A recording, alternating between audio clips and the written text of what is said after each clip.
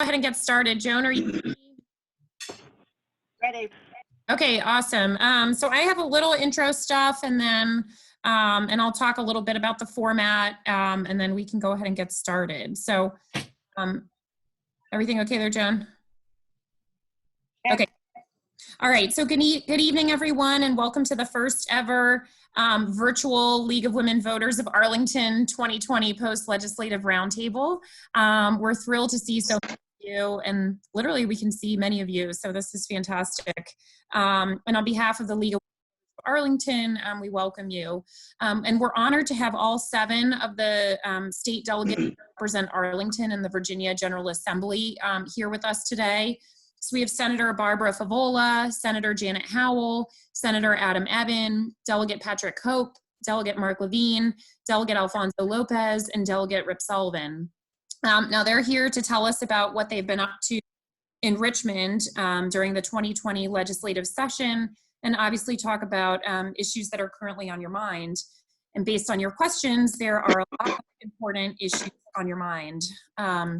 You know, last year we thought we were doing something really unique and groundbreaking by hosting our post-legislative session at the studios of Arlington Independent Media and then posting it to our YouTube page and our Facebook pages.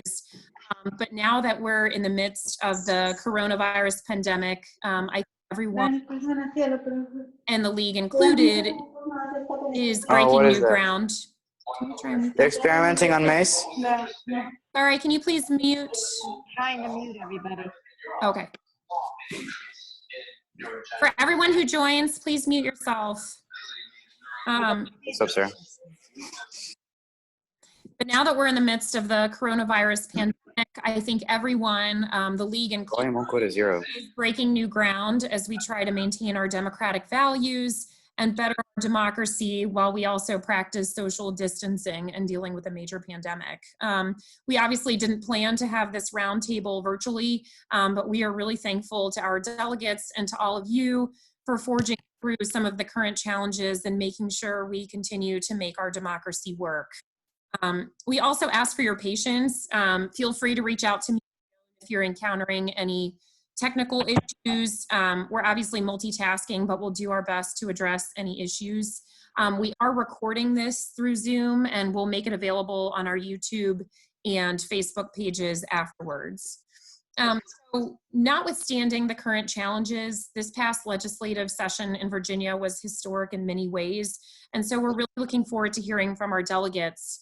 Before I ask them to make their opening remarks, a few notes on our plan for this evening. Today's roundtable will consist of 2 parts. For the first 40 minutes or so, we'll hear from our delegates. We have asked each delegate to give an opening statement of about 6 minutes to talk about legislation that he or she worked on this past session. And then part 2 will be our Q&A session, where I will ask the delegates questions that you have submitted to us in advance. If you have a burning question that you didn't email us beforehand, you can still email us now, and you can either send an email to lwvarlingtonva@gmail.com, or you can email either me or Joan. And my email is seema, seema.kakad@gmail.com. You can also try using the chat feature of Zoom and you can send me a message. And worst case, if you get really desperate, you can send everybody a group chat. So I believe our settings are going to be such that everyone is on mute except for our delegates. And then me and our president, Joan Port, who will be our timekeeper. So we'll plan to wrap up around 8:30, but if any of our delegates can stick around a little longer, perhaps till 8:45, you know, folks may have a few additional questions and we'd appreciate any additional time you can spare, but obviously no pressure to do that. Without further ado, I think it's time to hear from our delegates, and I'll let each of you introduce yourselves and then talk about the 2020 session. What legislation did you work on, and what happened? So fill us in. Let's start with Senator Ebbin, and I'm just going to go alphabetical to try and keep things simple. Thanks for having me, and to the league and SEMA, and also to Joan, who's going to keep time and make sure we don't run on too long.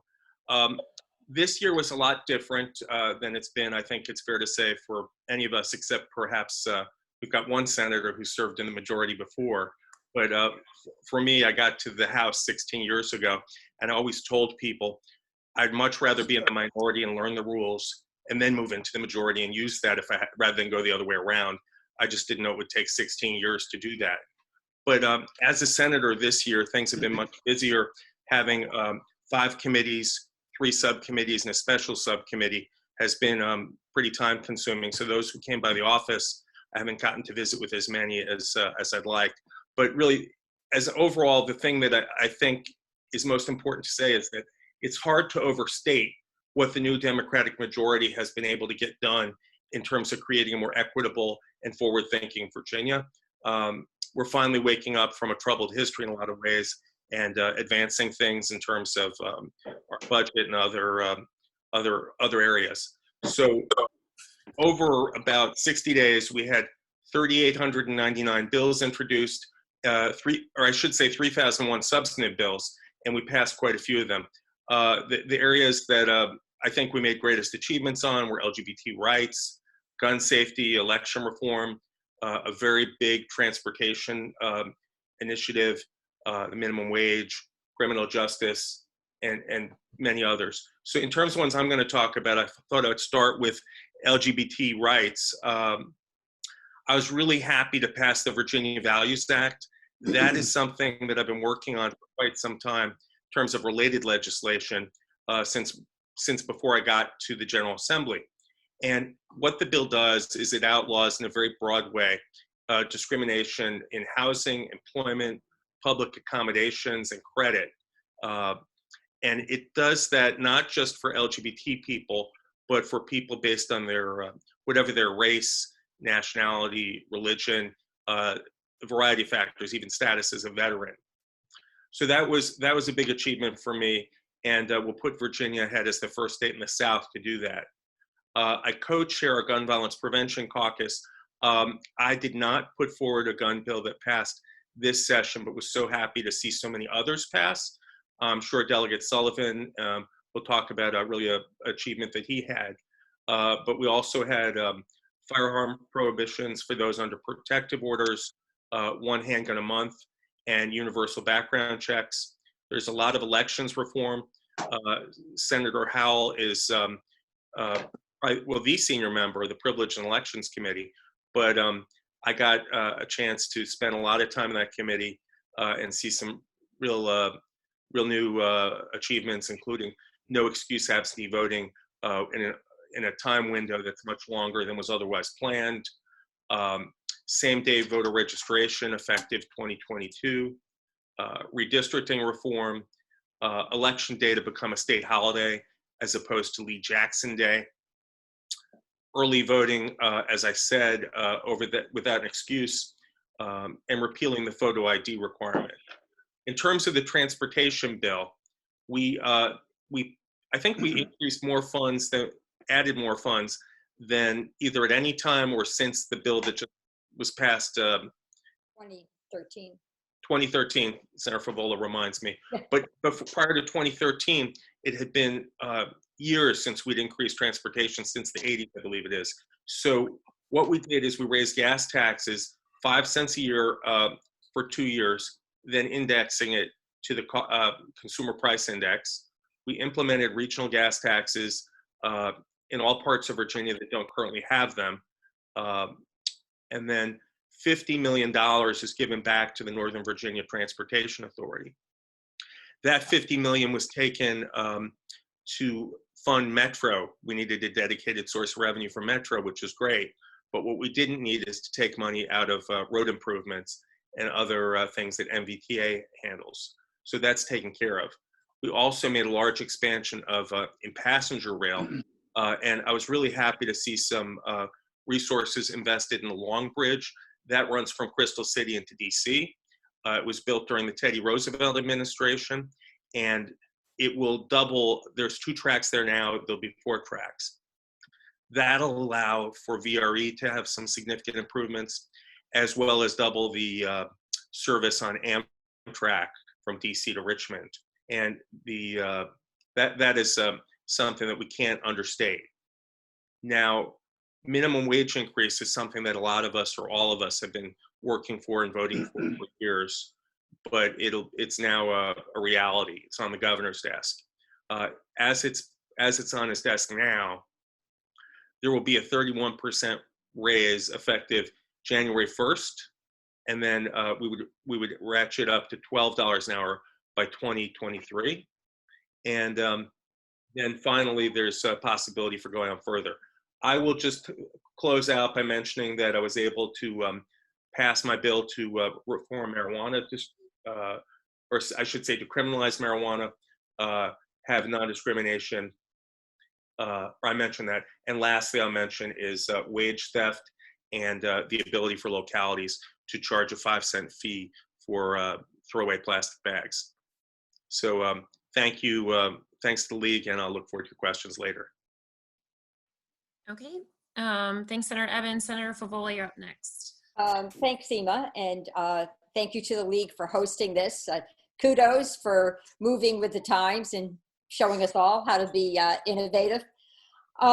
This past session was certainly transformational. I don't think any of us prior to the November 2019 election would have ever imagined we could get as much legislation through that really made a very positive difference in people's lives as we actually did. So, so that's great. The legislation that I think occupied most of my time, and I'm very pleased about, proud about, is I passed a bill that will prohibit surprise medical billing. If a patient goes to an out-of-network provider, either for emergency care services or in an elective surgery or scheduled surgery, if one of the providers happens to be out of network, the patient will not be held responsible for the excess medical cost. The patient would only be responsible for his or her deductible or copay, which of course had already been part of the patient's contract with her insurance plan. So it took a lot of work. These were the most aggressive and how shall I say, most protective stakeholders I've ever worked with: the insurance companies, the Virginia Health and Hospital Association, various doctor associations, the Medical Society of Virginia, but we brought some consumer groups in, like the Virginia Poverty Law Center, and actually the Bureau of Insurance served a very useful role. But basically, I convened this task force, and we met every day for about 3 weeks to hammer out a bill, and I'm very proud that we did. I'm so pleased that we can protect Virginia patients, and we used information that other states have already implemented that gave us good data.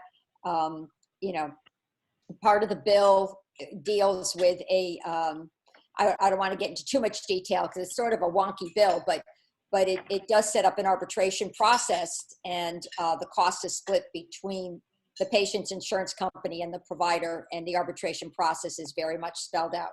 So that was great, and I want to thank my colleagues for their support, and we managed to get it through the House as well, so we didn't even have to go into conference. Other areas that I have always devoted a lot of time to, the Sexual Assault and Advisory Committee. I had chaired that committee for a number of years, and working with Delegate Levine, we both got a bill through that will allow intimate partner violence and a history of child abuse to be considered when custody decisions are made, when child custody decisions are made. This is really a major step forward, and we think it's a wonderful thing for our children and for our families. We had support from the Family Law Center and also from a lot of women's groups and the Virginia Domestic Violence Coalition. So that was great. I also continue to work on helping foster youth. I had several pieces of legislation in this area So I managed to expand the definition of what a relative might be. So children could go and live with a victive kin, which would be somebody a child has had a long-term relationship with. And this is an important element because it really provides permanency outside of the foster care system. And I was very pleased about that. I'm going to continue to work, and hopefully one day we can get some true funding sources to support our relatives and victive kin who are taking care of children and right now can't qualify for federal money.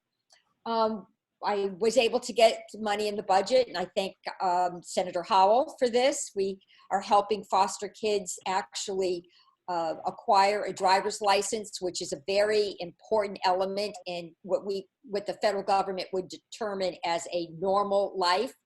And I'm glad that we're able to do that. And also we continue to fund salary increases for child protective service workers. We're allowing localities to hire more child protective service workers. We are on our way to actually making Virginia a model state for our most vulnerable kids. And I do want to thank my colleagues for all the support they have given for the numerous bills I've put in. And Senator Howell's been a great partner on the Finance Committee for these issues. And I want to give her a big kudo. My hate crimes bill passed after 4 years of trying. I do want to say Delegate Plum had worked a lot longer than I had, but the hate crimes bill now includes gender identification, sexual orientation, and disability. And I was able to define disability. So if in fact prosecutors can present enough information, enough documentation to a judge that a judge determines that a crime in fact was motivated because of who the victim happened to be or who the victim happened to love. My bill does provide for additional penalties. So it's another tool in the toolbox, and it was, I think, a great thing. Another big statement that we can say everybody will enjoy equal protection in our state. Senator Favola, sorry to interrupt. I don't think you're able to see Joan's signs, but we. Am I done? I think we are. I think okay. Sorry. Okay. Well, I did a lot and Joan, in the area. That's all I'll say. Maybe they'll get a question on the energy. Okay. To everyone else who's going, maybe Joan just say like 1 minute out loud in case they can. Just so I don't think it's always possible to see the signs for folks. Okay, well, they said my audio was funny. Sorry, Senator Favola, for interrupting. I didn't see. I'm sorry. I didn't see the sign, and nobody had. Yeah, my apologies. I just. Yeah, we will now. We will now. Okay, audio Delegate is Hope, funny. you're up next. Thank you, Seema. I hope you can hear me okay. And thank you for this opportunity, and thank you to the League for constantly giving us the opportunity to speak before you, but also even the event that we have leading up to the session is very beneficial, and I appreciate the League's support and involvement in our community. I think by any measure, and you'll hear this from every single delegate and senator's presentation, this session was historic. I don't think there's any other way to describe it. I'm proud of all of our accomplishments. Everyone up here has a tremendous amount of credibility and have worked very hard during this session and prior to, and we should be very proud, all Arlingtonians should be very proud of their representation. I think depending on your perspective, they probably would say that we probably did either too much or we didn't do enough. And maybe we did just about right. Maybe that's a good way to look at it. My committee assignments changed just a tad. Certainly in the majority, it certainly is easier to get some bills through. I was asked to chair the Public Safety Committee, the formerly known the Militia, Police, and Public Safety Committee, where all the gun violence prevention bills came through. I also retained on my committeeship on the Health, Welfare, and Institutions Committee. I was the subcommittee chair for health, and I'm also on the Courts of Justice Committee. And so on the gun violence prevention, that got, of course, a lot of attention this session, but we made a tremendous amount of progress. You know, the governor had his 8 bills that were his highest priority. We got 7 of them through. Any one of those bills would have probably dominated an entire session, and we were able to get 7 across the finish line. Things that people have been working on for a number of years, universal background checks on firearm sales. This also closes the gun show loophole in there. The reinstating the 1 handgun a month. That was originally put in during the Wilder administration, and my predecessor's predecessor, Jim Allman, was the patron of that bill. And so that was repealed in 2012, and we reinstalled it this time for 1 handgun a month. Requiring lost and stolen firearms as well has been something that's been worked on for a number of years, to report anytime that a firearm that you're aware of is lost or stolen. I know Delegate Sullivan, I hope we'll spend some time talking about the ERPO laws. We had bills that from Senator Howell. I hope that she'll talk about the protective order, the great bill that she had prohibiting a person subject to a protective order from possessing a firearm. Also trying to enhance the penalty for recklessly allowing children to have access to a loaded firearm.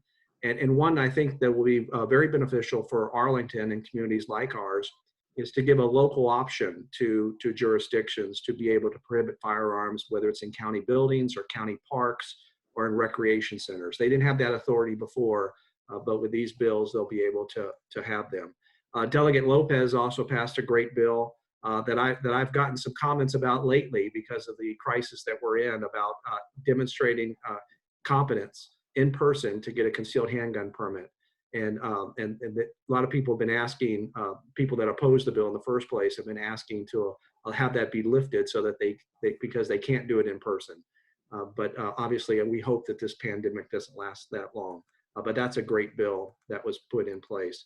A couple of bills that I worked on that passed on the gun safety area. Something I've been working on for a number of years was to get guns out of family day homes while operating, making sure those guns are locked up if you self-select to take care of children in a family day home.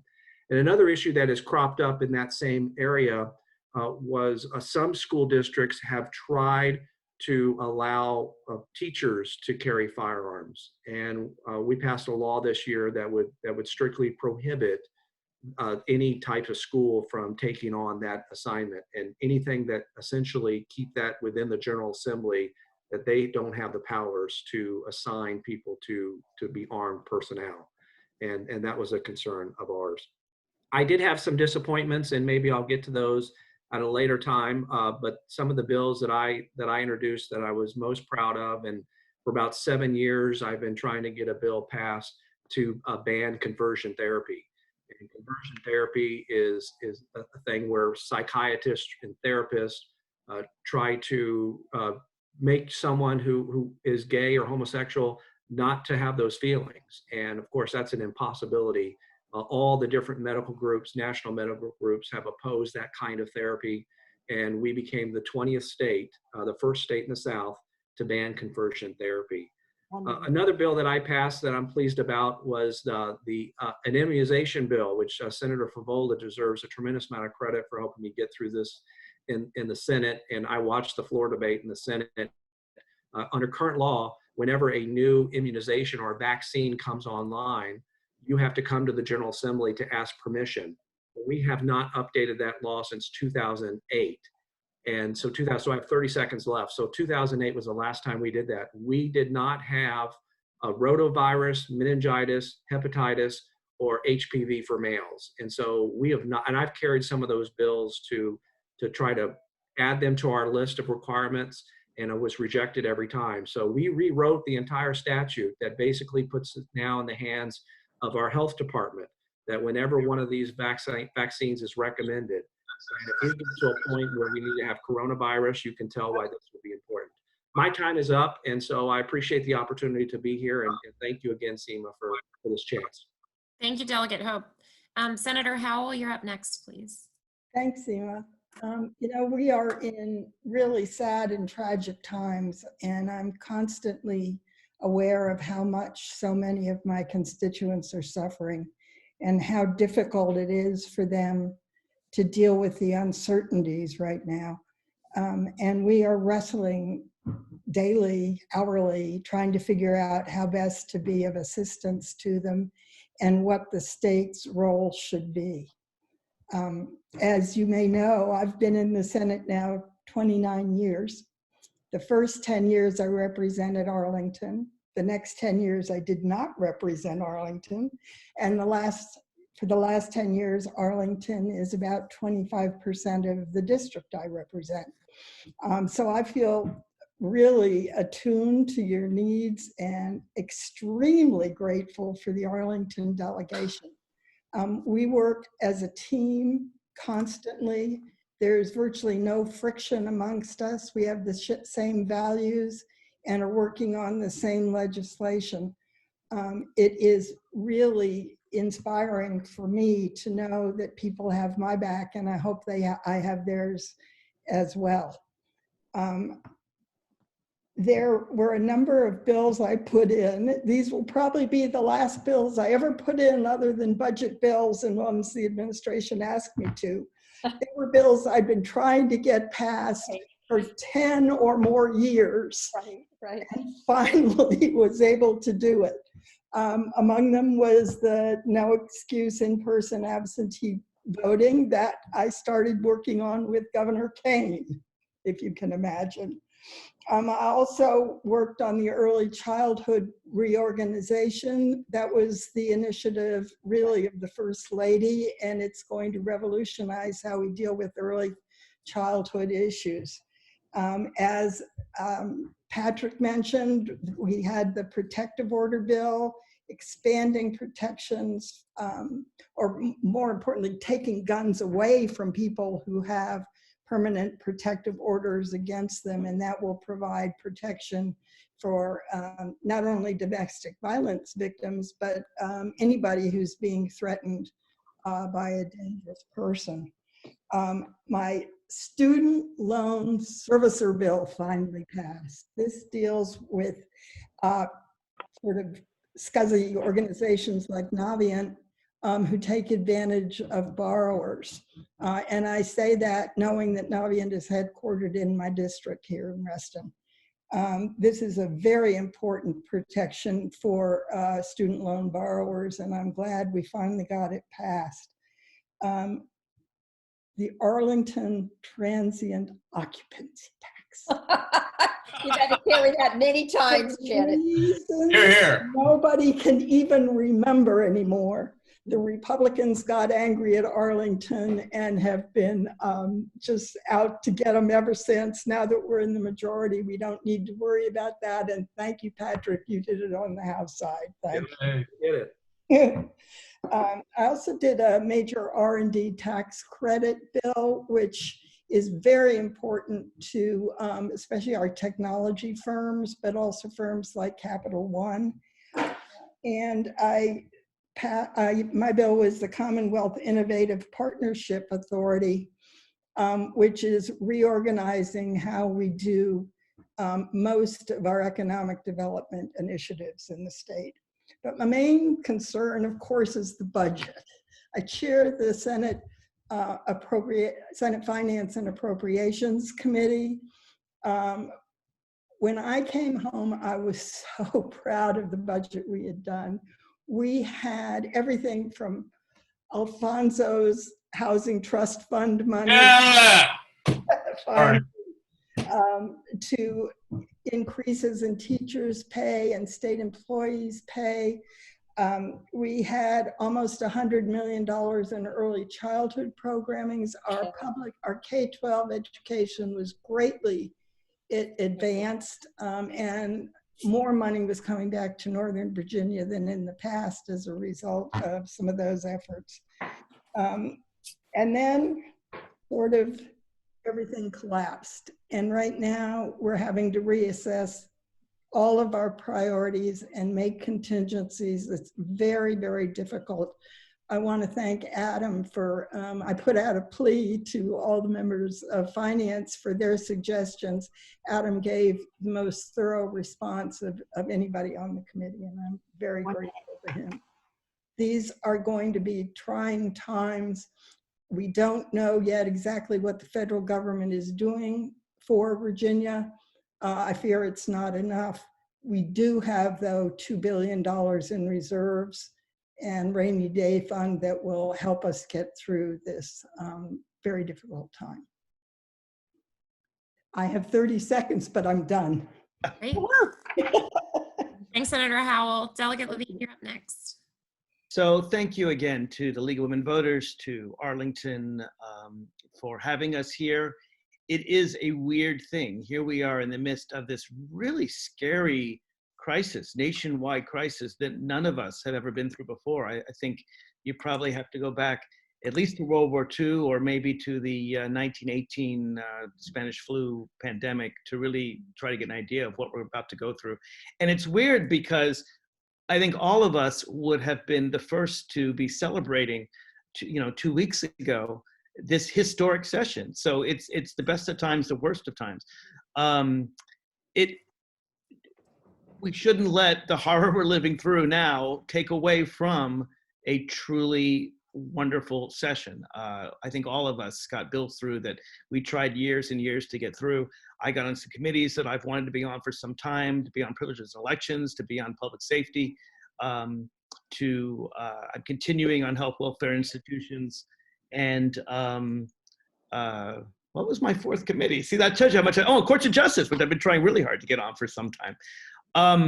So there's so many bills and so many accomplishments that, thankfully, if you're watching this, probably the best thing to do to really get a feel, if you go to markfordelegate.com, I tried to lay out about 100 of the biggest bills I thought we had this session, including all of my bills. So I know I won't be complete in these 6 minutes, but I urge you to go there. I really tried to be complete and give really long newsletters, so please check that out. Like Adam, I worked on LGBT issues. In fact, my bill to be comprehensive and include sexual orientation and gender identity every single place I could find it in the Virginia Code was a success. I've been introducing this bill every single year I've been in office, 5 years straight, and it was really magical to see it finally happen.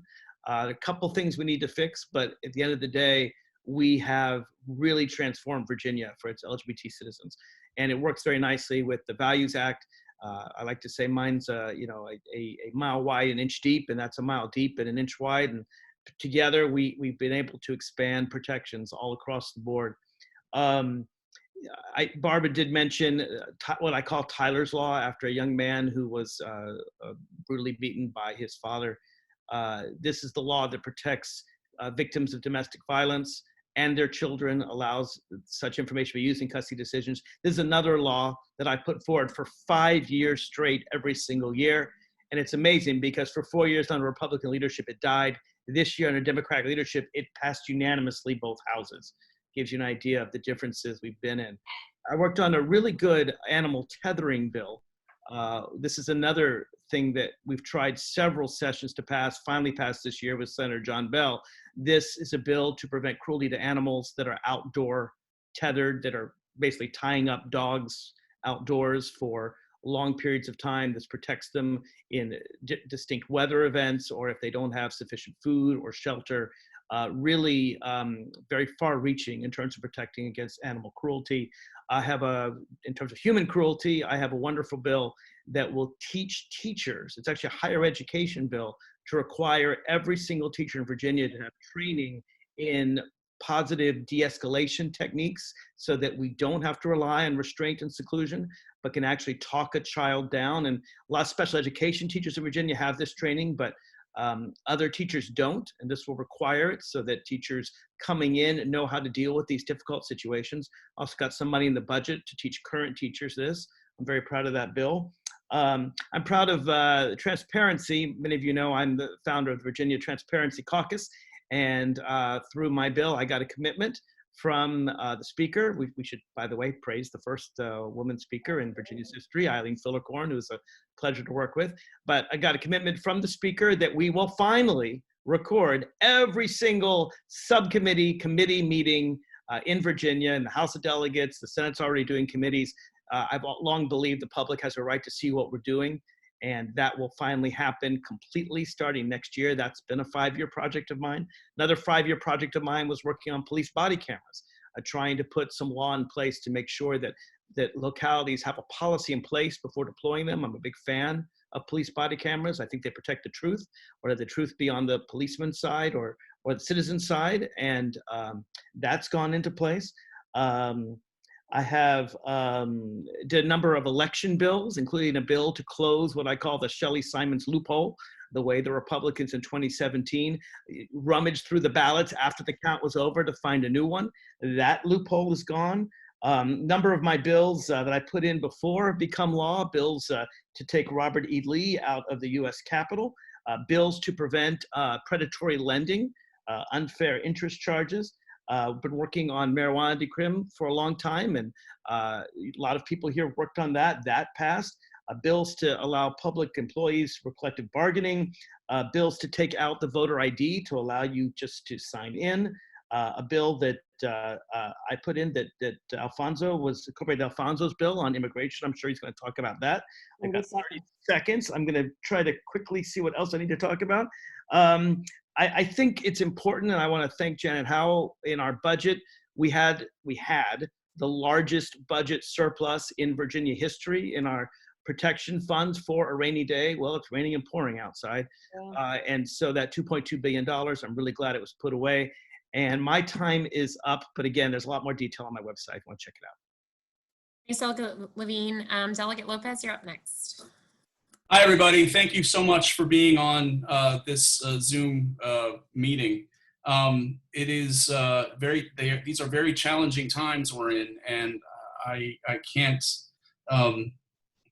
thank you enough for staying engaged and being engaged in your community.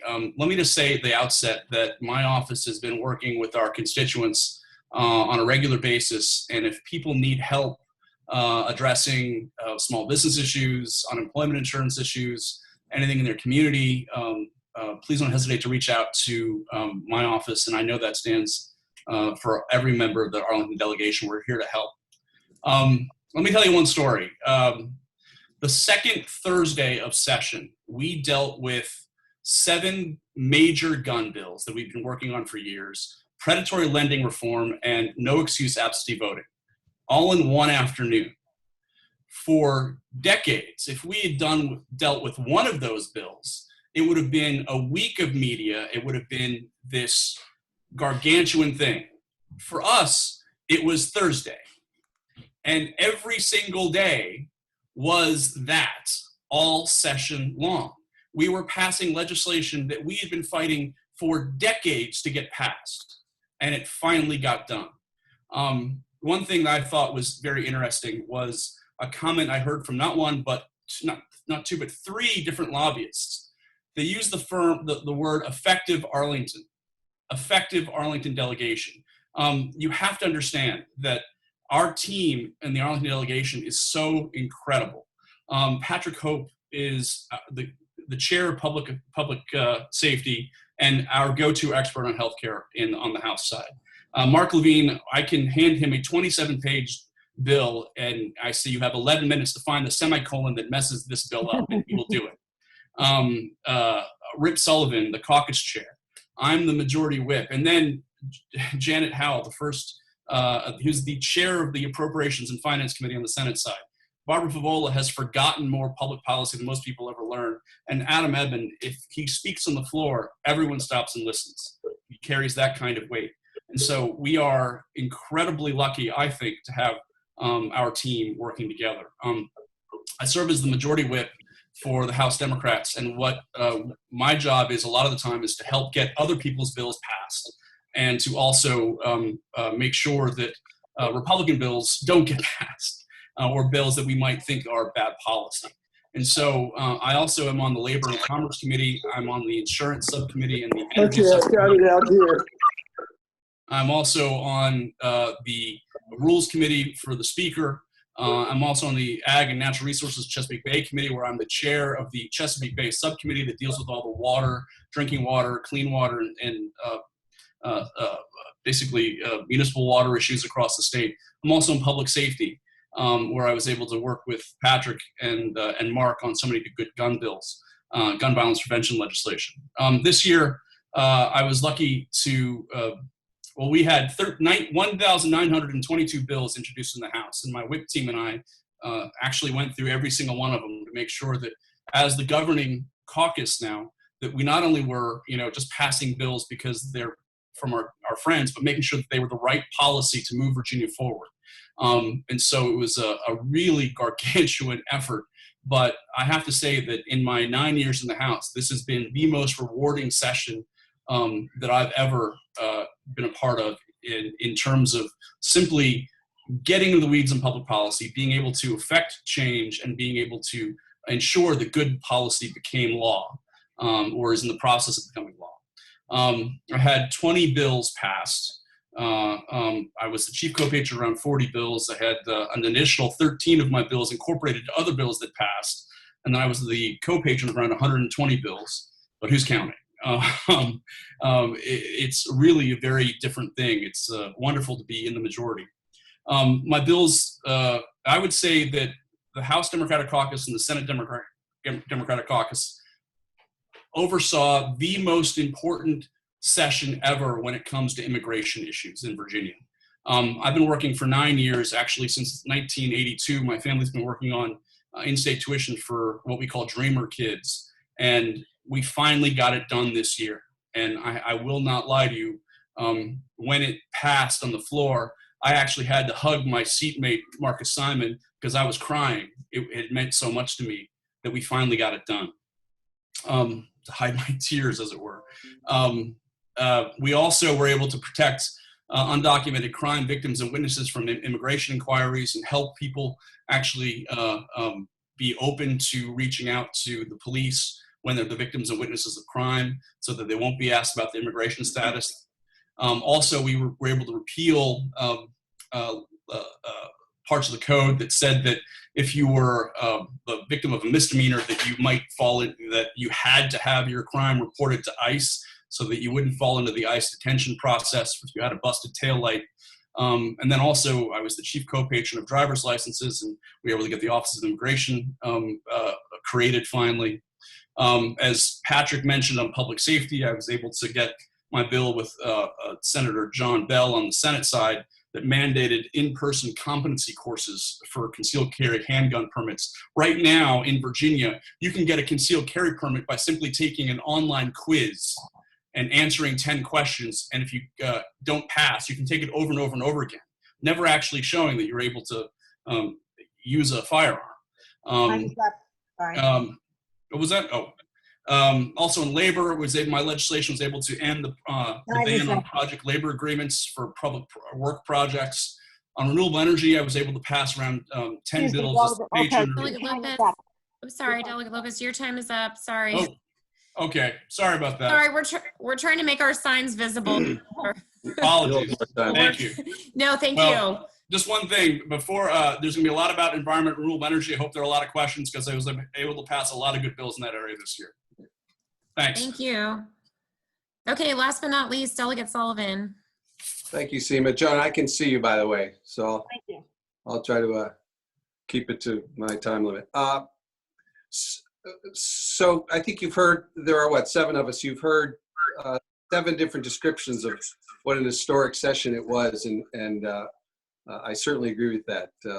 Historic, transformative, all sorts of adjectives come to it. I will tell you, depending on who you're talking to, there are people out there who think what we were doing was destroying the Commonwealth. That was going to be the narrative from the other side. They'd already started that narrative toward the end of session, but that's of course been drowned out by the events of the last several weeks. But frankly, the fact that they were whining about that tells you exactly how successful our session was.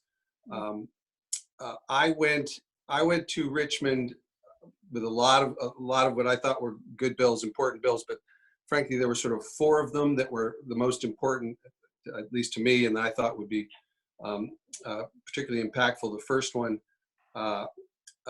Patrick mentioned earlier, the ERPO bill, the Extremist Protective Order bill. Some people call it a red flag bill. And all of us have talked about how this session for a lot of us was a sort of culmination session with some of our pieces of legislation, and that's certainly true with respect to the ERPO bill. I've been putting it in for years and years and years, and had talked about it as what I at least thought should have been a bipartisan bill. but it did take that election last year to get us enough votes to get it through. And I'm happy to talk about it in detail if someone's got questions about it, but it is a bill that's actually been passed in several other jurisdictions, 17 of them, which gives people a chance to help loved ones who are in some sort of trouble and go to the authorities and get guns out of the hands of someone who might be a danger to themselves or to others. And I think it's going to be an enormously impactful bill in Virginia, both with respect to suicide reduction and, of course, hoping to avoid mass shootings. The second bill that was one of my priorities was the Virginia Clean Economy Act, which was a sort of omnibus clean energy bill, also a culmination bill for me because for years, since I got to Richmond, I've been putting in energy efficiency bills that would have created what's called an ERS, a mandatory energy resource standard, mandatory RPS, which is a renewable portfolio standard. And those bills are all part of the Virginia Clean Economy Act, which is a bill that I think in one fell swoop has sort of launched Virginia from the back of the pack to the front of the pack in terms of clean energy policy and put us on a track with a plan, an actual plan for how we're going to get there to carbon free by 2045. And all of my colleagues here were enormously helpful in getting that through. Third bill that I worked hard on, I wasn't able to patron because the patron happened to be this woman named Eileen Fillercorn, the speaker. But I was one of the chief co-patrons of the transportation bill, which I think, frankly, is sort of the sleeper bill of this session in terms of its impact on the Commonwealth for the next decade. People don't talk much about it. It's sort of was overwhelmed by some of our other more progressive pieces of legislation. But what it creates is a bridge to where we know we're headed, which is a world where we're powered by electricity rather than gasoline. We currently build our roads, repair our roads based on gas taxes. And last year was the first time that the actual number of miles traveled went up, but gas tax receipts went down.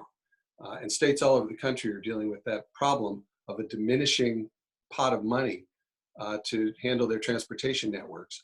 And what this bill does is put us on a track to using user fees rather than gasoline fees, and puts a whole bunch of new money into the system for roads and transit and a lot of great things. So I think it's going to be an enormously impactful bill over the next decade. The fourth bill is sort of a niche bill, but I've had to introduce several of these over the years. This was a bill that compensated a gentleman named Winston Lamont Scott for being wrongfully incarcerated for rape he never committed. I've done several of these bills over the years. The sad reality is that unfortunately sometimes people get convicted and sent to prison for things they didn't do. And I'm happy to tell you all about Winston Lamont Scott, but suffice it to say that this wrongful incarceration essentially destroyed his life. And one thing that the General Assembly can do is compensate them for that. I want to say one thing about the budget. You know, I was looking at the calendar today. We've talked about what an incredible budget we passed this year. I was looking at the calendar today, and I'll be interested in my colleagues' response to this. It was just 2 weeks ago tonight that we were arriving home from having passed that budget. Right. It feels more like 6 months, at least to me, in terms of what's happened in the last 2 weeks. Going through the ringer. You know, the budget is clearly, it was a fabulous budget, and thank you, Janet Howell, for your big role in it. But we all know that the budget is going to be under tremendous strain given where we are. I actually was on a call with the governor today in the Chamber of Commerce where he started to talk about how one of the things we're facing is in reconvening in a month or so is the fact that the budget's going to end up being totally different. Those are his words, not mine. Totally different than what we passed. So that's still a great victory for us, but something we're now going to have to go right back to Richmond and deal with. Thank you, Joan. Thank you, Delegate Sullivan, and thank you to all our delegates. We really appreciate your insights into this session. And now we want to move into the Q&A portion of this. So again, those participating, Many of you submitted questions in advance, so thank you. I have those, and we're going to get started with them in just a second. If you do want to ask a question live, a couple of you have been using the group chat. If I would appreciate if you could just do a chat to me, because we are trying to sort of streamline some of the questions as well, and that will be helpful. And I'll do my best to get as many addressed as we can. You could also send an email to either me or Joan, and we'll try and we can get a hold of your question that way. We are going to ask our legislators to use about 90 seconds, no more than 90 seconds, to respond to questions. Joan will have her signs again, and we'll give you a 30-second warning once you get through the first minute, because we do have lots of questions. So before we start with the Q&A part, we did have one person email in and just wanted to send a thank you, and they wanted to thank all of you for supporting key election bills, such as no excuse absentee voting, the elimination of photo ID requirements, same-day registration, rank order voting, and making Election Day a holiday. So those are huge priorities for us as league members, and so we really do appreciate it. One topic area that I want to save for the last part is redistricting. That's, you know, it was ultimately, it turned out to be a tough issue for many of you. And I'll tell you that it's definitely at the issue that's at the top of the list for many of our members. And so we do want to get to some of the other issues first, and then we'll circle back to redistricting. So let's start out with COVID-19, the issue that's on many of our minds. The first question is from someone who says, the information on COVID-19 has been hard to come by, and research shows that widespread testing and tracking will be essential to getting people back into in-person commercial activity, while at the same time protecting vulnerable populations and healthcare workers. Can legislators take action to make large-scale COVID testing a priority for Virginians in the coming weeks?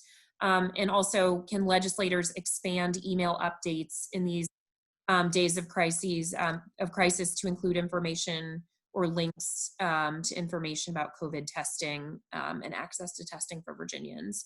I guess there is I do see a raise hand feature in the chat. So if you all want to do that, you can also just, you know, Raise your hand. or yeah, like, and hopefully I can see you, and feel free to There's a start raise talking. hand feature. Yeah. This is how you do it, Janet, just like that. I could respond. So if someone raises their hand, I'm not even sure I know how to tell if somebody's doing that, but I'll try my best. So does someone want to go first to answering this question? I'll take a crack at it, but you're going to keep me to 90 seconds. Yep, go for it. Okay, all right. Yep.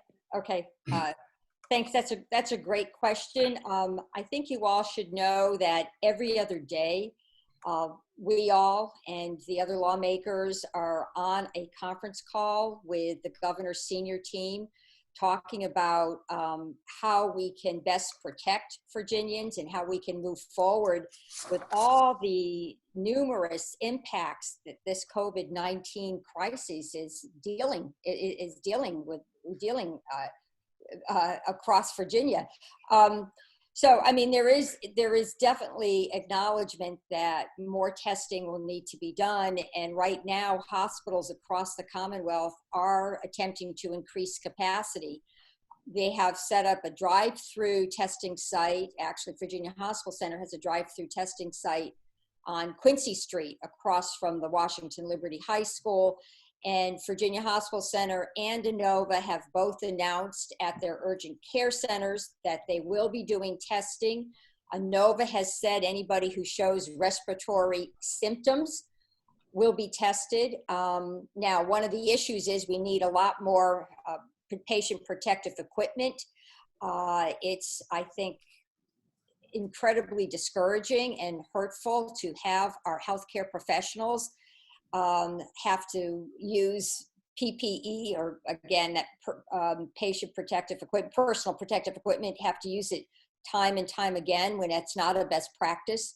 And our healthcare workers are on the front line. So the governor has said that certain companies are now stepping up. There will be a diversion of whatever they're doing. Micron, Dominion, other companies are now going to start actually manufacturing PPE equipment. We're going to be getting out supplies to our hospital healthcare providers. Does anybody else want to, Senator Favola, sorry, did you hear that? That's time, sorry. Does anyone else want to take a I'd like to. part of the question? I find that the most frustrating aspect of this entire pandemic is the lack of tests. Let's be blunt. There are not enough tests available. Let's be more blunt. The reason for it is because the federal government was AWOL on this, absent without leave. I've been posting some of this on Facebook. I won't get into too much detail, but the heart of it is when President Trump disbanded the pandemic response team, when our CDC did not take a test that had been approved by the World Health Organization, developed in Germany. It's those tests developed in Germany that allowed South Korea to get ahead of this entire crisis. South Korea has done a tremendous job to get ahead of this, and we've acted a lot more like Italy, which has not done a very good job. And South Korea did a good job. They were doing 20,000 tests a day when by mid-March we'd done none nationwide. Now, Virginia has really tried to step up, as all the states have, to fill in the holes left over from a federal government that really just took this thing seriously about a week to 10 days ago. I know that we were given permission to start the tests about 11 days ago. We're doing them, the Virginia government is doing them. We also have them at the University of Virginia, at Commonwealth Virginia University, LabCorp, Quest, to private groups. But I have constituents who have a fever, who could not get the test because they weren't in touch with someone who they knew had COVID, and that person couldn't be tested because there weren't enough tests. This is extremely frustrating. We're trying very, very hard in Virginia, but we really, all 50 states have to fill in where the federal government left us behind. Could I add something? Go ahead, Senator Howell. Oh, thanks. I find it very comforting that we have a physician as our governor. He is very compassionate and knowledgeable. He's obviously a born leader as well, and I think he is doing the best job possible with our state resources. I remain alarmed about the lack of tests and am hoping that what the president says is true for a change, that they're coming soon, but I'm not counting on it. But I do believe that there are lots of reliable state sources as well as the CDC that people can access. I've put out now 2 blast emails to my e-newsletter list, which is about 7,000 people, on resources you just click on and you can get the information you need. And I'm sure all of my colleagues have as well. But there is a lot of information available that's reliable. Just listen to reliable sources. Seema, the only thing I would add is the questioner asked about information and where to get it.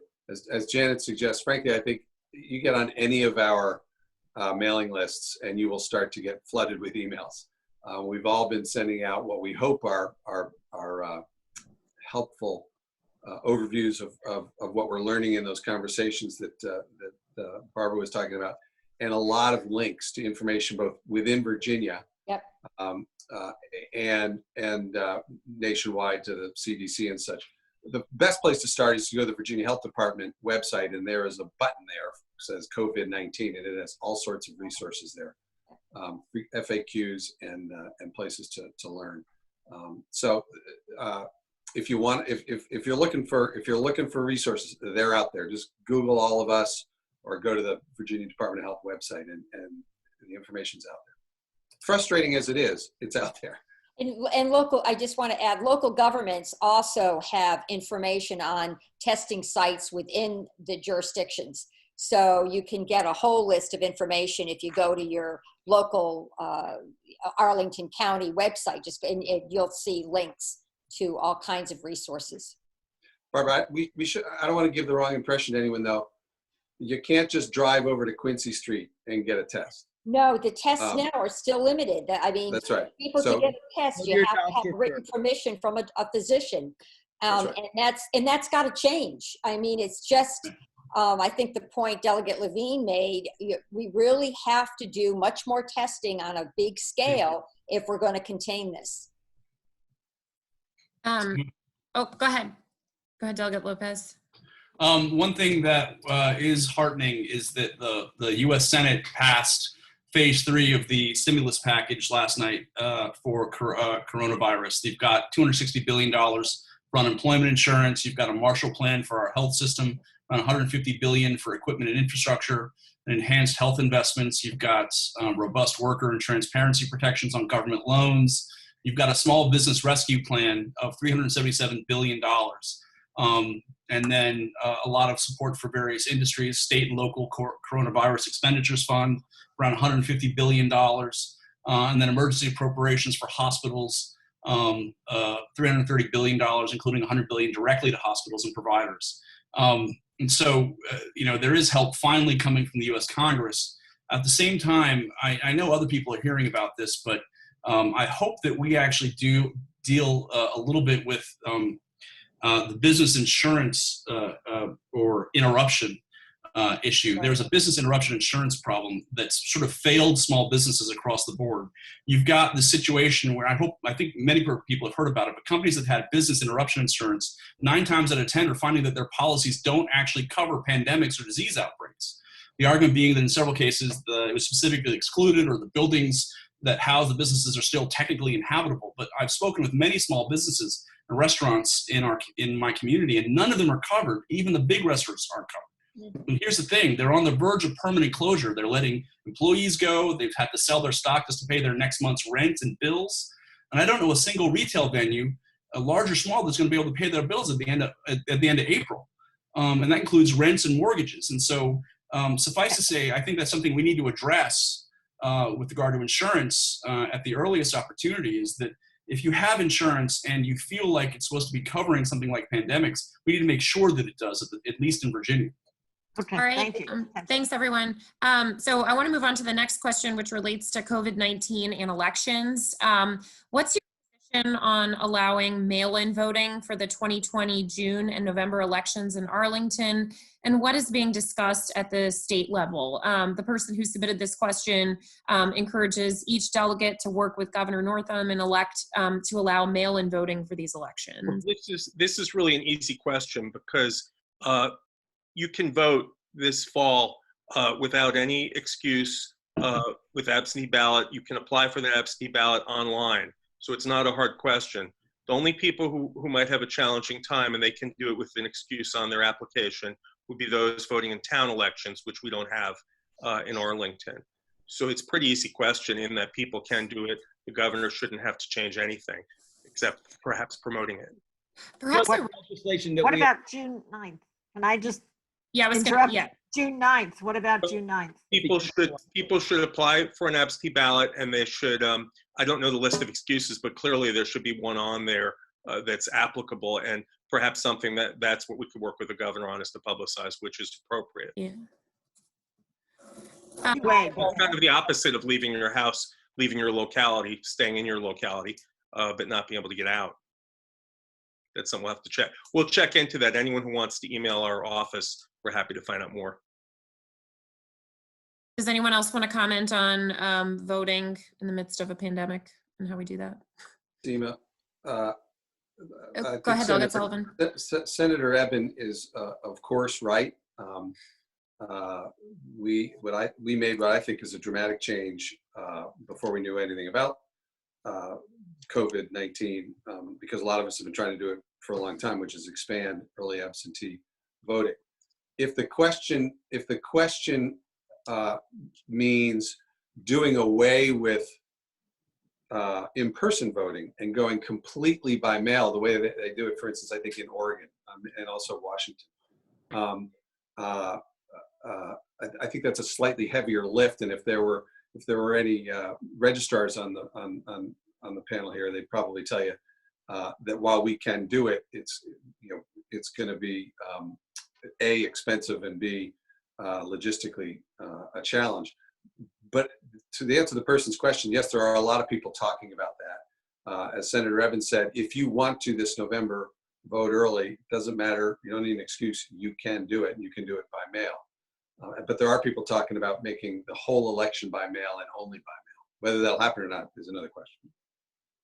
Let me just throw something in. I'm sorry, Seema, but there's also a question of the money, because there's postage and there's extra printing for the registrars and there's extra work for the registrars. So that might be another added piece to this. One of the things that That's actually why, that's why I said if there were registrars on this panel, they point out some challenges, mostly revolving around money and logistics. one of the laws we passed this session provides a stamped self-addressed envelope if you vote absentee.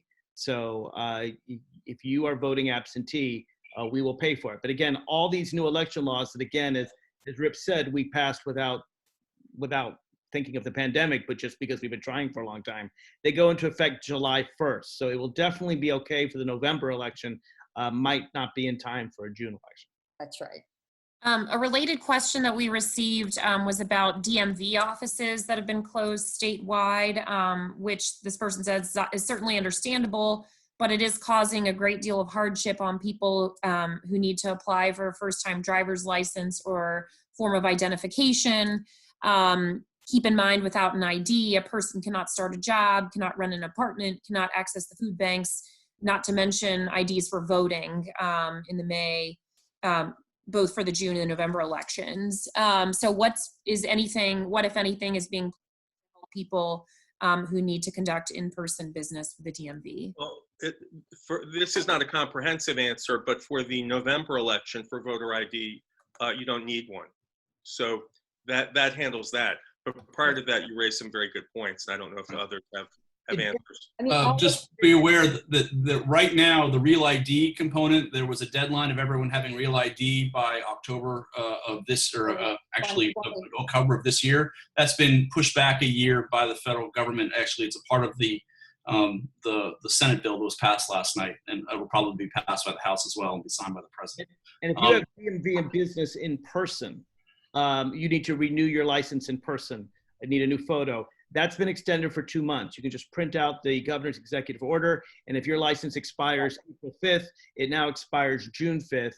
Just carry that thing you print out from the governor's website with you, put it in your car, and you're fine for 2 more months for any in-person DMV business, except, and this we have no answer for, first time. You're right about people. Right. I was just going to say, we'll have to get back to you on that, and we can post stuff on Facebook, but I think the questionnaire is really talking about a first-time applicant who's looking for a driver's license or maybe a driver privilege card, which I think our effective date was July 1 on the driver privilege card anyways. So It is. So that may have been a point of confusion, but I do understand the question, and I think we're going to have to do a little bit of research. Great. I'm going to actually turn this question into a comment because I think that's what it more is, and then we'll move on to the next topic. But I thought it was an interesting one. As schools have closed throughout the state for the next 3 months, one concern is the delivery of and lunches to our thousands of Virginia families who qualify for free or reduced meals. As you know, this is creating tremendous financial and health stress on families. Here's an idea. State governments should contract with restaurants to provide food to health workers, the elderly, etc. It's a win-win, and if restaurants could be given a state stamp of approval, regular customers would feel more secure ordering from them. Apparently, a similar idea was passed on to Governor Newsom in California, who forwarded it to the right person at the state level. So food for thought. Not sure if anybody is thinking of something like that right now. So let's move on to the next topic, which is a short one, but an important one, criminal justice reform. This person says, understandably, the coronavirus is the current focus of our attention. Know that the coronavirus death toll is still a fraction of the monthly death toll of the drug epidemic, which will continue claiming lives long after the coronavirus is gone. This person comments that, incarceration does not cure addiction or mental illnesses. And specifically when individuals are released from prison, the Virginia Department of Corrections just drops convicts on Arlington sidewalks. charities such as Arm in Arm, OAR, churches, et cetera, are overwhelmed and underfunded, and Arlington County provides no further assistance, leading to the released individuals having further problems and resulting in a cycle in which they're returned to the jail system.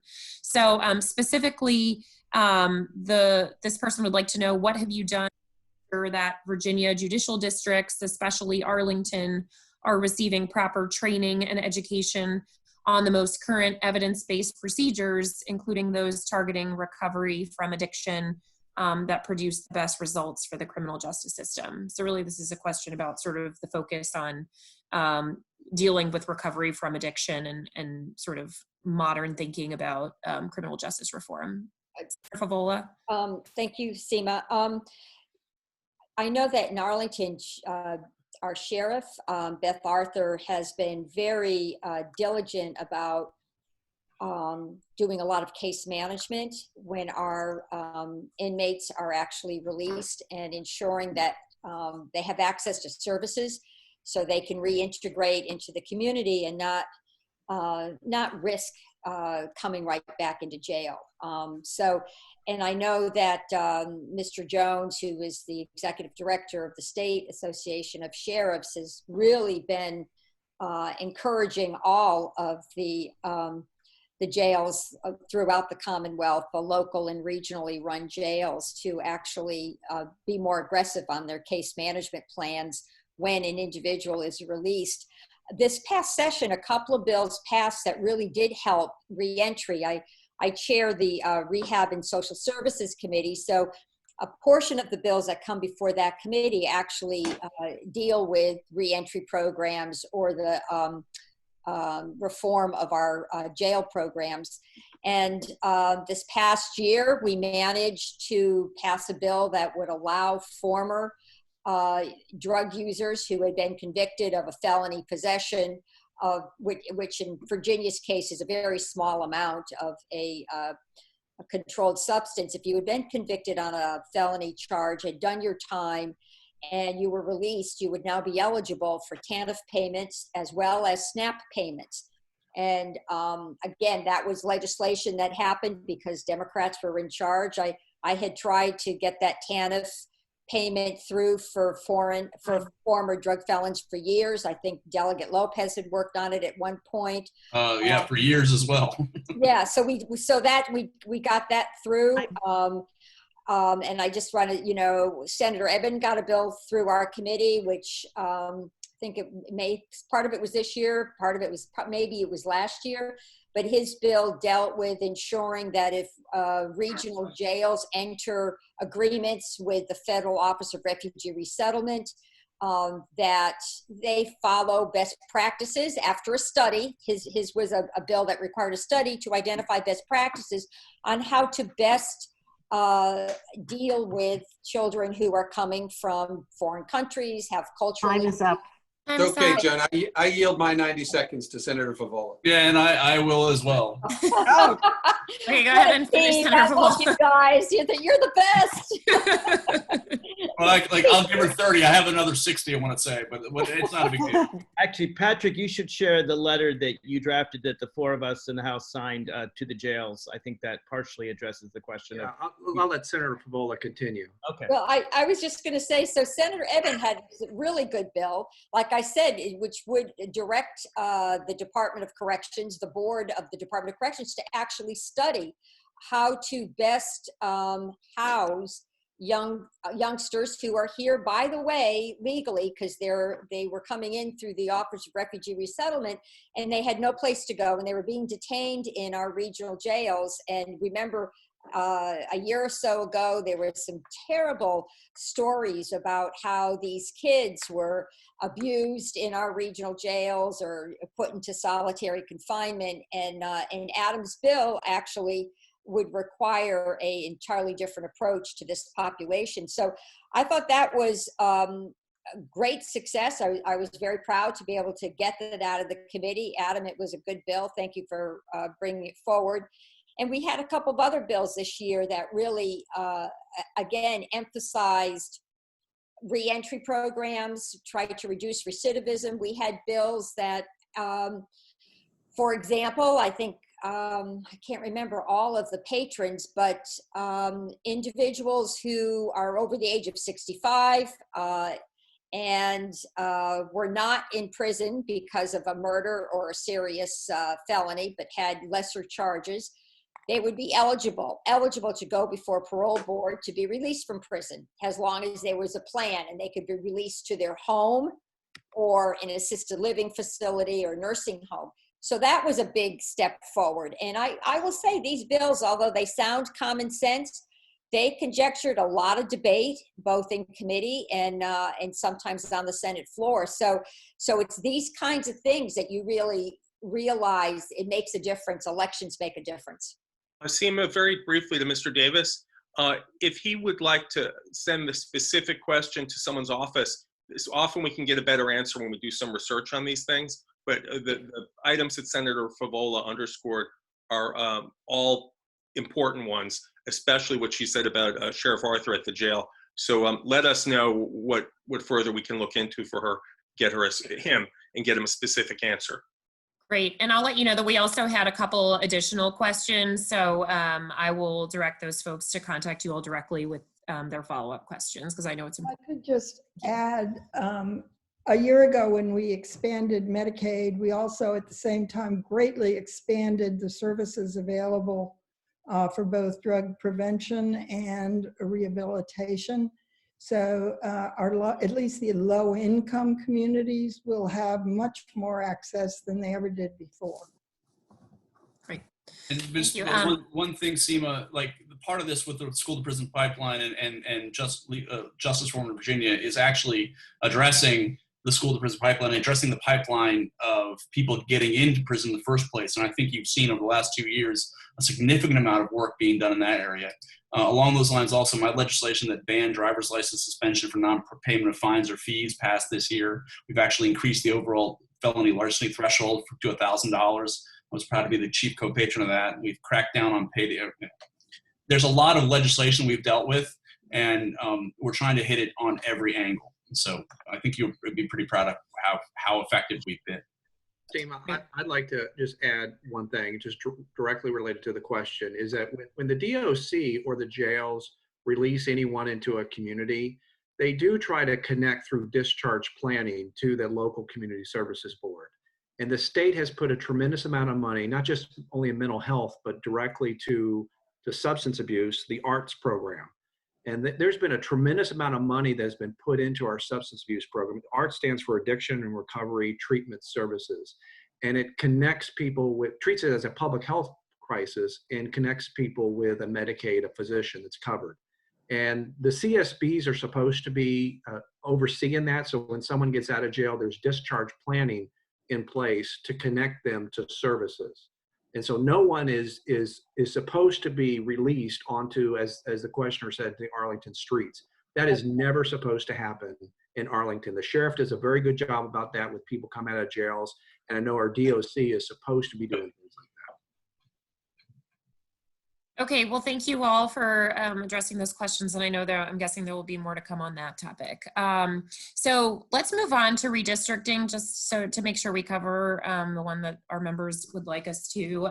So, we know that the General Assembly passed a constitutional amendment regarding redistricting, and now it's going to be on the ballot for Virginia voters in November.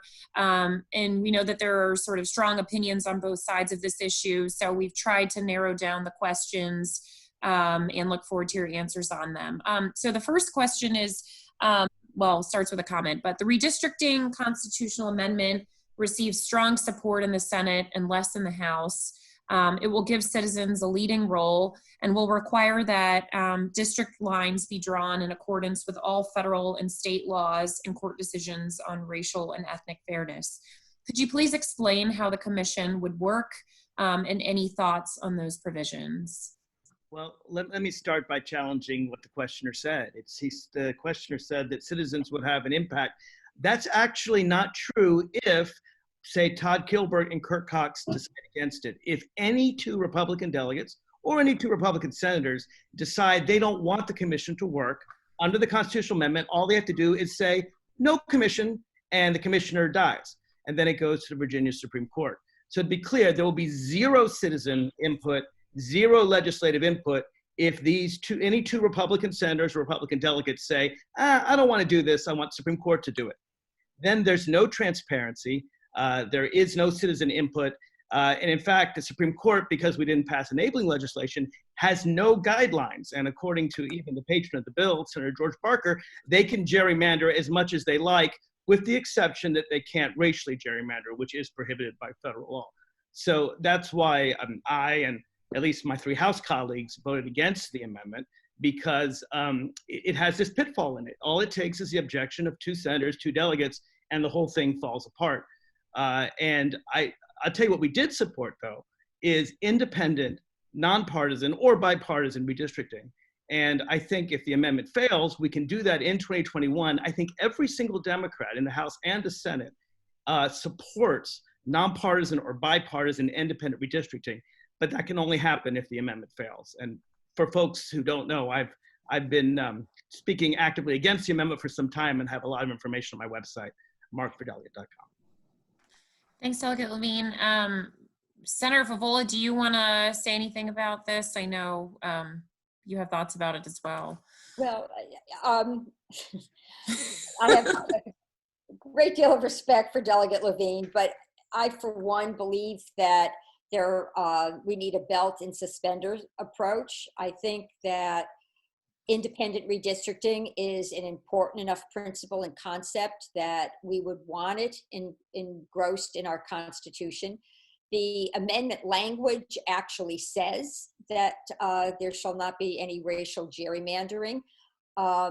So when it comes down to, and actually the amendment has to reflect federal law. So I don't want to say that other things are left out of the amendment. They're not. They'll have to reflect, it has to reflect federal law, which talks about contiguous districts and talks about communities of interest and you know, identifies several criteria that must be adhered to. And what the amendment does, it sets up an independent commission with 8 members appointed, 4 appointed by the Speaker, 4 by the Senate leadership, and evenly divided between the major parties. And then the 8 experts are appointed by a panel of retired circuit court judges. And then there's, you know, the expectation and the criteria language also passed. It's not enabling language, but it's criteria language that talks about transparency and accountability and how this commission shall work. So to Delegate Levine's point, I mean, I think any decision that this commission makes will be questioned and there'll be a lawsuit. I mean, I just think that's sort of the bottom line. And in the past, the courts have not made decisions on drawing the lines. They have sent those decisions, they have sent the cases back to lower courts. They have provided guidance or criteria, but they have not drawn the district lines. They have honored the legislative prerogative. So I do not feel it's doom and gloom the way Delegate Levine mentioned, but I do understand that there are differences of opinion here. I do hope the amendment passes when voters go to the voting booth. Okay, do any other legislators have thoughts to offer on this topic? Yes, I also hope that it'll pass in November. Way back 10 years ago, I was actually chair of the committee, the P&E committee, when we did the redistricting of the Senate. It is a system that must not be repeated. It must not be repeated. It brings out the worst of absolutely everybody, including me, frankly, back then. This bill constitutional amendment may not be perfect, but it's better than what we've had. It's certainly better than doing nothing. And I always worry down in Richmond about the perfect being the enemy of the good. And this is a very good constitutional amendment. And Seema, let me pick up on one thing Delegate Levine talked briefly about. I want to talk more at more length about it. I firmly believe that whether the amendment passes or not, and I don't know whether it will, that we will redistrict in 2021 in a way that is nonpartisan and non-gerrymandered. What if you look at the number? Everyone wants to focus on the disagreement over the amendment. I prefer to focus on the agreement of all 55 Democrats in the House of Delegates and all 21 Democrats in the Senate that we cannot do it the way we used to do it, as Janet was just saying. The Democrats have to be the party to step up and say, when we redistrict in 2021, we are going to do it in a nonpartisan, non-gerrymandered way. It'll either be under the amendment, or we will pass legislation in the 2021 session and force ourselves to do it in a fair, non-gerrymandered way. Every person in the General Assembly with a D next to his or her name voted to have that happen. And as I said, whether it happens through the amendment or not, if I have anything to say about it, and if the other 6 people on this call have anything to say about it, and I think they join me in this, we will do it in a way that is nonpartisan and much more fair. I don't think the litmus test for any legislator's commitment to fighting gerrymandering should be how he or she voted on this particular piece of legislation. It was all I could do to keep from throwing up when Mark Cole, the former chairman of the Privileged Election Committee, and Jay Leftwich and Jason Miyares got up on the floor and started lecturing the Democrats about how important it is to redistrict in a nonpartisan way, and how disappointed they've been that they couldn't do it that way. These are the people who have been standing in the way of this for generations, and we're going to be the party that ends that, either through this amendment or through legislation next session. Right. And just to put a finer point on that, Mark Cole actually, like once or twice a session, will come up and try to put forward legislation as the chair of Privileged Elections in the House when he was, basically redrawing maps and gerrymandering in the middle of like the decennial process. And so the hypocrisy was with a capital H all session long. If I could add, this is Adam. If I could add that the most important principle of the amendment is that no one political party dominates the process, that both parties have a voice. And I just want to be clear what the amendment is and what it's not. It's not an independent commission. It's not nonpartisan, and it does not forbid gerrymandering. Yet it is still much better than the process we've had. I think Delegate Hope and I may have been the only 2 legislators when I was in the House who voted against the Senate plan and the House plan. I also voted against the congressional plan for good measure. That was more fair because I didn't like the process. Now, it is so important, though, that we not have one party. We talk about checks and balances. This is a check and a balance. And that's just an important step in the right direction. And I'll just add this. I mean, I've always campaigned on nonpartisan and independent redistricting, and I think everyone on this call has always supported that. And I just felt like at the end of the day, and this was a very difficult vote for all of us, and I can see why people can look at the exact same set of facts and come up with a different set of conclusions. I just felt at the end of the day that this wasn't nonpartisan, it wasn't independent. We can and we should do better. We all agree, and to Senator Howe and Delegate Sullivan's point, we all agree that the old way of us doing it was the wrong way. We're all opposed to that, but there must be a better way to do it. And to say that I wanted to vote for something, we did put a substitute on the floor that we all voted for, and that was nonpartisan, it was independent. And at the end of the day, I had to stay true to my values and what I had always campaigned on. And I think what my constituents want is independent and nonpartisan. In my opinion, this amendment is not that. And I actually put forward a constitutional amendment that I hope we'll do next year, or one similar to it, to have the perfect, because I don't think we should be changing our constitution with something that every single person, even the supporters of the amendment, say is flawed. Here's the heart of it. We all hope, I hope, if this amendment passes, I hope that we can trust Todd Gilbert and Mark Cole to do the right thing, because if we can trust these 2 Republican leaders, there will be a bipartisan commission. I'm got to be honest with you, I don't trust Mark Cole. I don't trust Todd Gilbert. And again, if 2 of them object, the whole thing dies. No nonpartisanship, no independent, no commission, no citizens. The Supreme Court decides, a Supreme Court that was chosen by these very Republicans and with no standards to stop gerrymandering. So I really feel like we need to do it right. We can do it right next year with an independent, bipartisan, or nonpartisan commission and a constitutional amendment going forward for the future.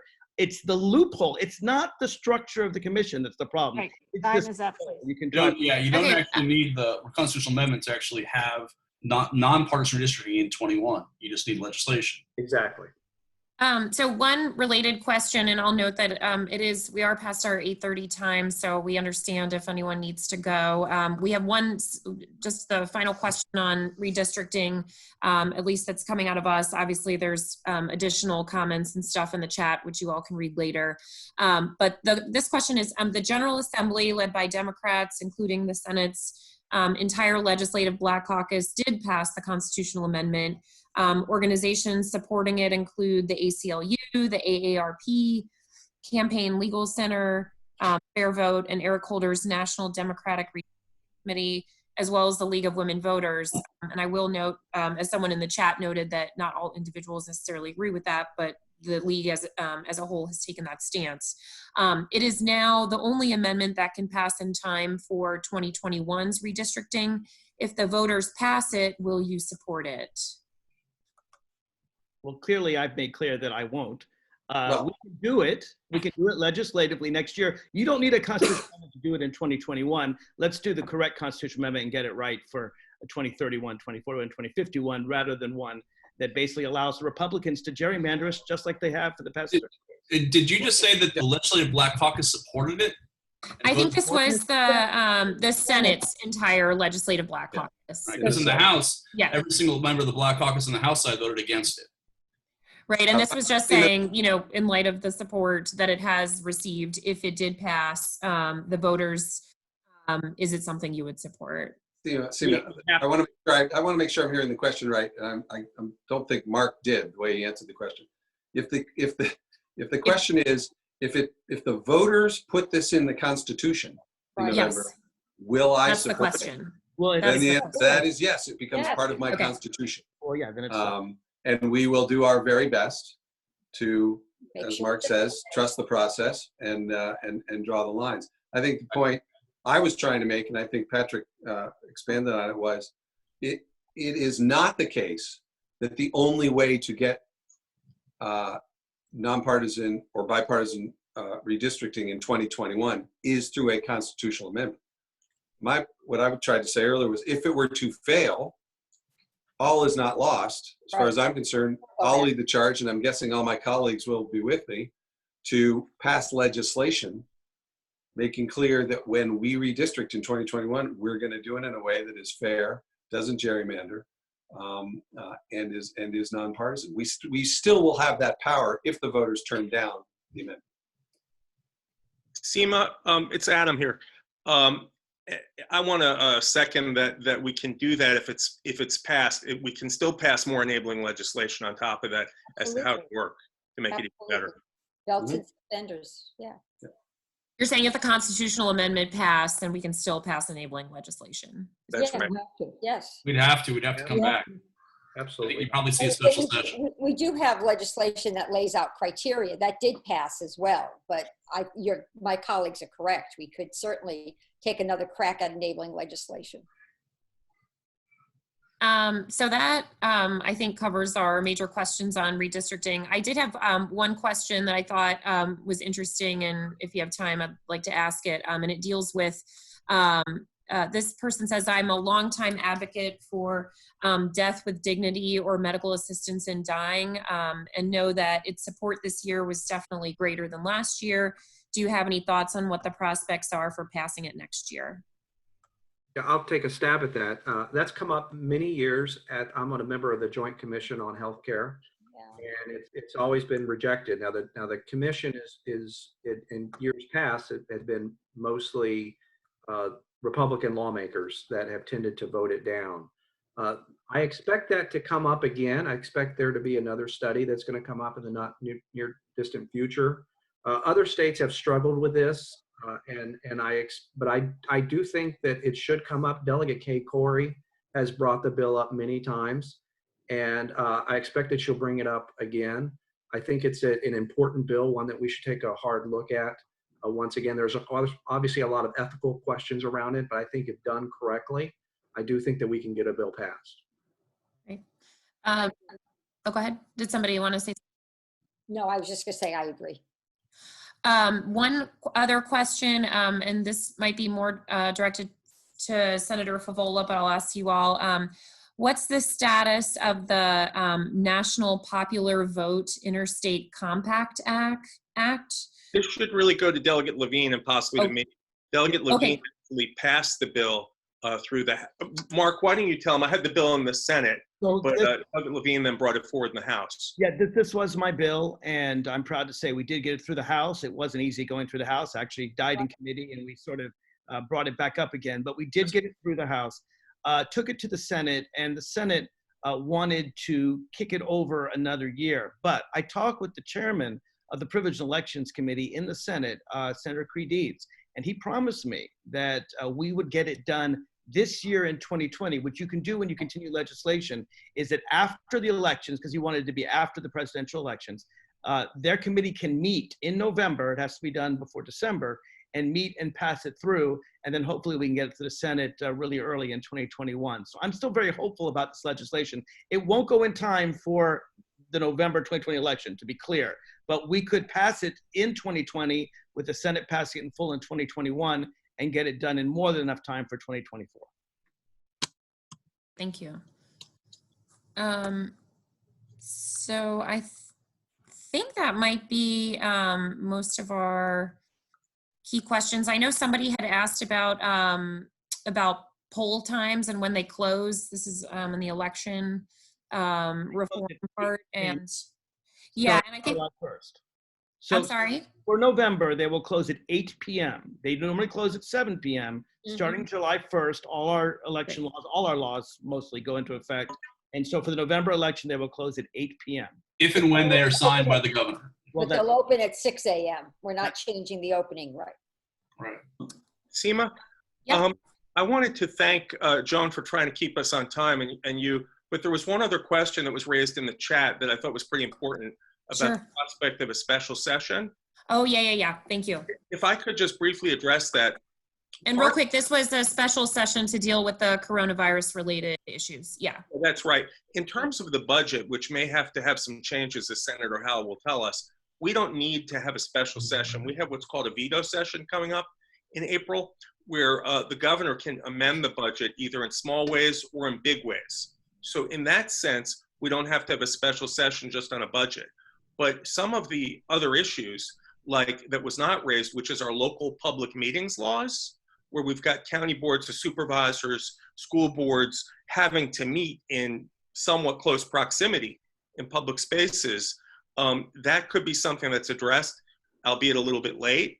Things dealing with business insurance, as Delegate Lopez mentioned, or as needed, dealing with voting if needed, and tinkering however it is.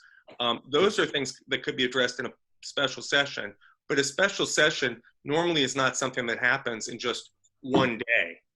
It's, usually go down there, you have committees meet, they come back. So it's a big deal. So the larger part might be the emergency powers of the governor, and if those powers need to be expanded.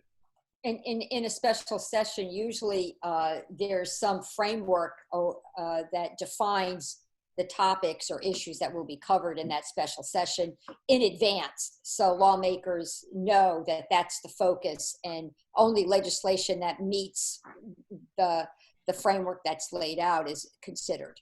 And to be clear, it's the governor's choice to call a special session. We can do it with 2/3 of the House and the Senate. I doubt that would happen with our Republican colleagues. So at the end of the day, it's probably going to be the governor's choice whether or not to call it. That's right.